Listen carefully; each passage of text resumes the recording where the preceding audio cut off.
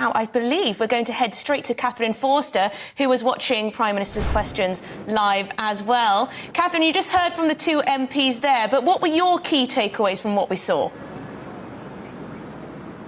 Well, I'll come to that in just a sec, but just to say I was struck by Scott Benton, what he said. OK, he's had the whip suspended, but he was a Conservative MP. He hopes to be a Conservative MP again. And generally, you'll always have both sides making the best of it.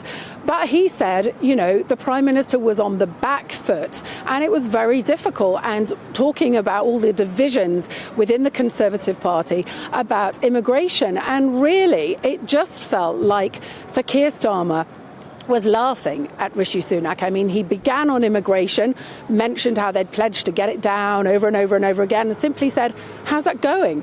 And then, of course, moving on to the Elgin Marvels, saying, why is this small politics? And the Prime Minister was saying, well, if you make a promise, you should keep it, referring to the fact that the Greek PM had said he wouldn't discuss it. But of course, then that goes back to, well, the Conservatives have promised for 13 years to bring immigration down, and it's now at 750,000. So line after line, Sir Keir Starmer said of the PM, he's lost in la-la land. The government's in open revolt. The man with the reverse Midas touch, as you mentioned, everything he touches turns to rubbish. His own side don't have any faith in him. Why should the public? So it really did feel very difficult for Rishi Sunak. Labour openly laughing at him and really picking up on all the divisions on his own side, which we're hearing over and over again.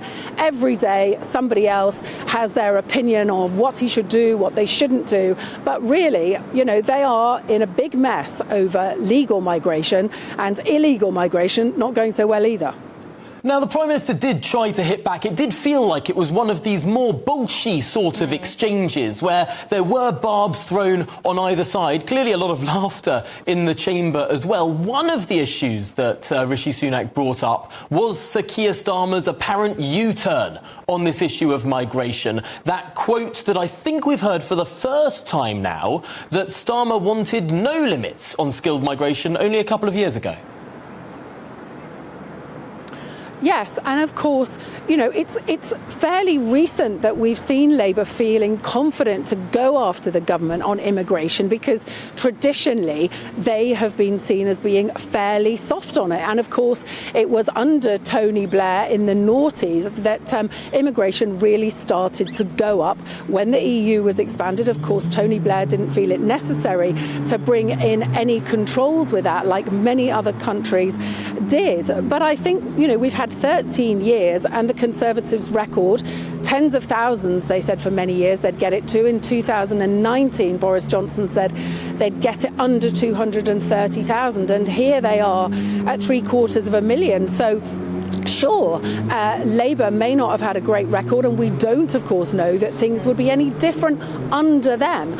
But it does feel at the moment like it's an open goal for them.